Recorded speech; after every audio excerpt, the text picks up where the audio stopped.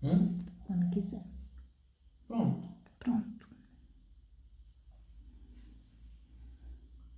Boa noite, queridos irmãos e irmãs. Que alegria podermos juntos refletir a palavra de Deus nesta noite de sexta-feira. Uma alegria estudar a palavra de Deus, não é? Ter a Bíblia nas mãos durante 30 dias. Vale a pena fazer esse exercício. Então peçamos ao Deus Todo-Poderoso que nos ilumine com o seu Santo Espírito, a fim de que nós sejamos capazes de apreender a riqueza que a sua palavra contém. Que o Espírito Santo nos conduza no estudo hoje de 3 importantes livros: o livro de Tobias, o livro de Judite e o livro de Esther.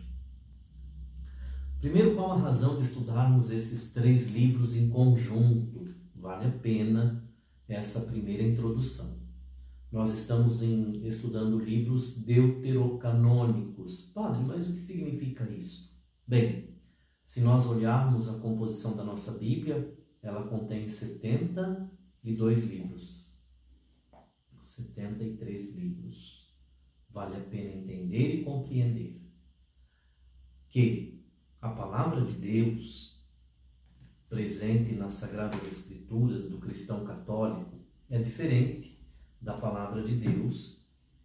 Obviamente que a palavra de Deus não é que seja diferente, mas a Bíblia é diferente porque ela contém 7 livros a menos.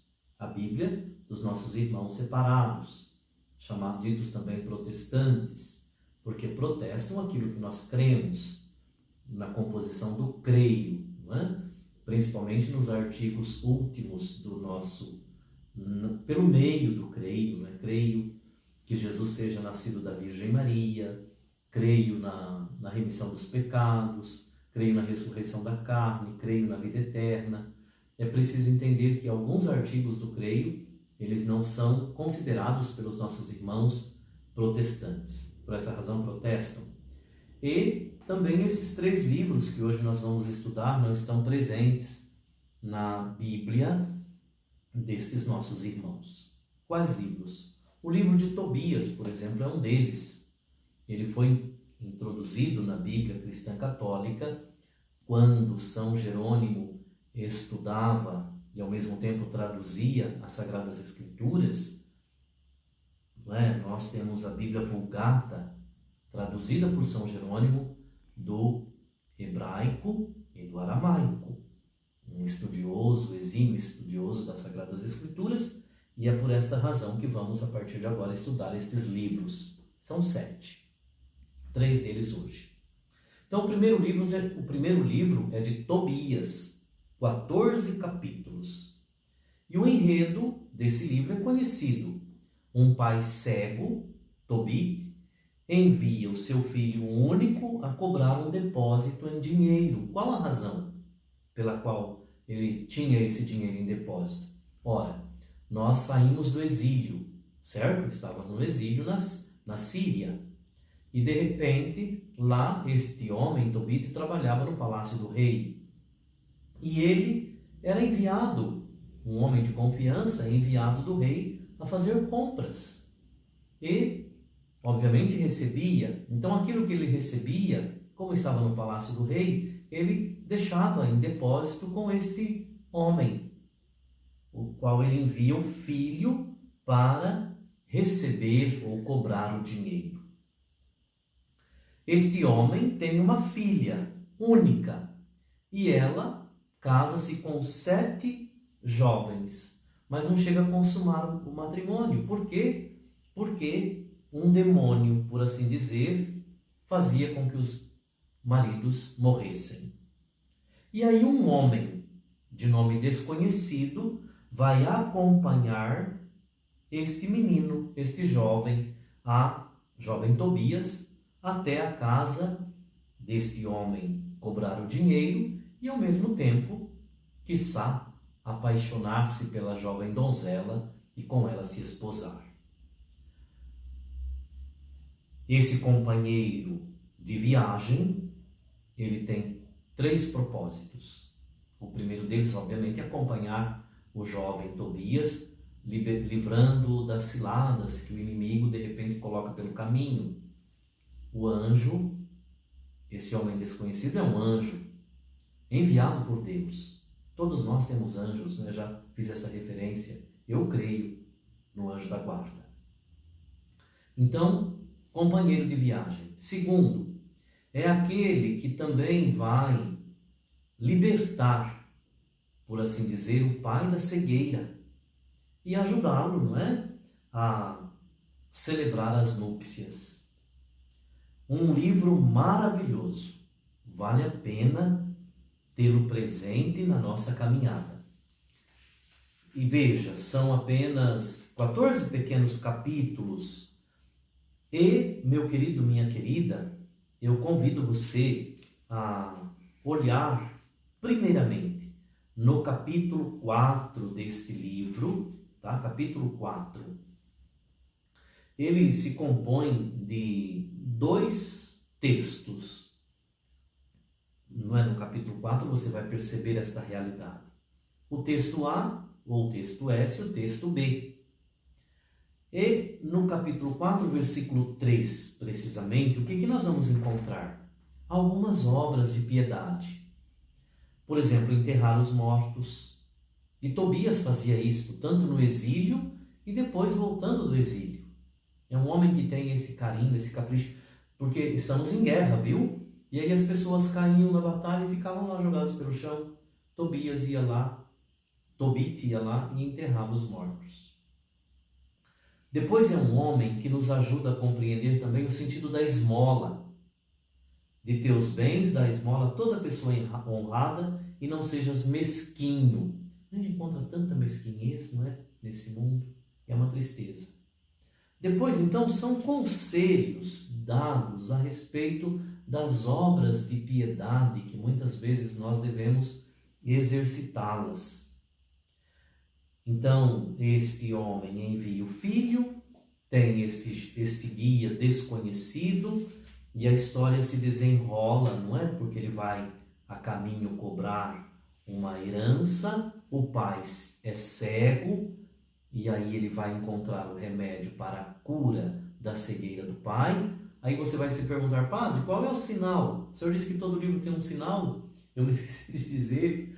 O sinal, hoje, para estudar o livro de Tobias, é o óculos.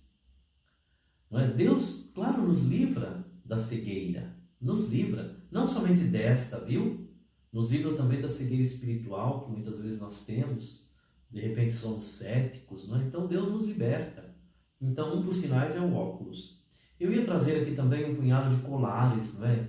Femininos, mas na minha casa não existe esta realidade. Tenho algumas peças, não é?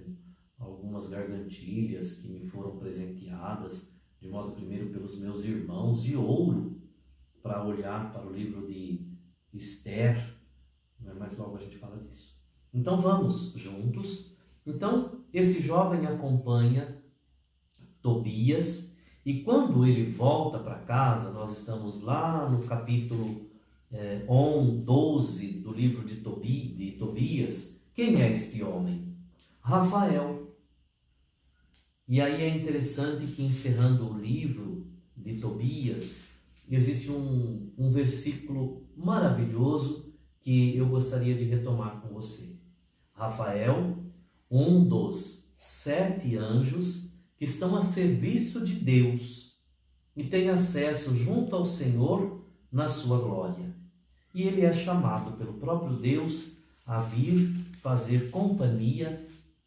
E este livro é maravilhoso ainda porque está repleto de orações. As famílias podem tê-lo como um livro de oração.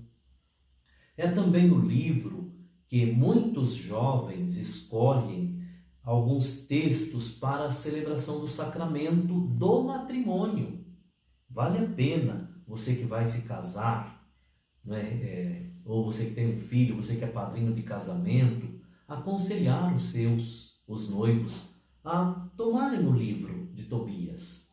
Antes das núpcias, ou no dia das núpcias, vamos fazer uma oração a fim de que o nosso matrimônio ele seja santificado e nós possamos crescer como família também santificada. hoje, onde nós encontramos matrimônios em crise, retome o livro de Tobias. Vale a pena. É maravilhoso. Depois encontramos também o livro de Judite, 16 capítulos. E o que nos narra este livro? A história de uma vitória do povo eleito contra os seus inimigos. Como disse, nós estamos no tempo do exílio, não é? E esta mulher, Judite, viúva, ela está a serviço do Deus da vida. É também um livro bonito, um texto bonito de oração. Vale a pena compreendê-lo. Na ternura de uma mulher, Deus se encanta e esta mulher também cheia de graça, não é? Cheia de graça, ela vem ao encontro dos seus opressores e ao mesmo tempo, por ser bela, sábia, piedosa e decidida, vencerá o desalento, primeiramente de quem não quer mais confiar em Deus e ao mesmo confiar na vitória. Muitas vezes nós nos encontramos desiludidos, desacreditados de tantas situações. E o livro de Judite vem ajudar as pessoas em desalento. E ao mesmo tempo, ela vence pela simplicidade, pela sagacidade, o soberbo exército dos inimigos. O povo de Deus sucumbirá, mas o próprio Deus, devido à coragem, à fé e à confiança de uma frágil mulher, a vitória, mas sempre pela graça da oração. E depois o livro de Esther, também. Aqui nós encontramos uma viúva. Já no livro de Esther, nós vamos encontrar uma rainha, também belíssima. Ela segue o mesmo caminho do livro de Judite, porém aqui uma rainha, orientada pelo tio Mardoqueu, se enfeita. Por esta razão é que nas festas de Nossa Senhora nós vamos sempre tomar também este livro para os salmos, não é? De beleza e de esplendor se reveste, vem a rainha. E ela vai, com a sua beleza e com o seu esplendor, vencer o exército, não é? O exército do rei. E é interessante que esta mulher, ela não pede para ela graça nenhuma. Me pedes, rainha Esther, tudo o que desejares. E eles não desejam nada, apenas a liberdade do meu povo. Que Deus, na sua bondade, nos leve a penetrar no sentido das Sagradas Escrituras, de modo primeiro desses 3 livros estudados hoje, e ver quanta riqueza presente ali está. E destas riquezas, colocando-as em prática na nossa vida, o princípio da oração, o princípio do ânimo transformado, não é? O desânimo transformado em ânimo, e a sagacidade, ela deve ser sempre concedida, e é concedida, para que nós sejamos vitoriosos. Que o Senhor, o Deus da vida, meu amigo, minha amiga, nos leve a fazer com que a vontade do Senhor ela seja sempre colocada em primeiro plano. Como disse Esther, nada para mim, mas a felicidade do meu povo. É o que eu quero também, para você, meu amigo, minha amiga. E lhe digo até segunda-feira, quando nós entraremos em mais um grupo de livros, 1º e 2º Macabeus. Ficamos por aqui. Que o Senhor nos abençoe. Em nome do Pai, do Filho e do Espírito Santo. Amém.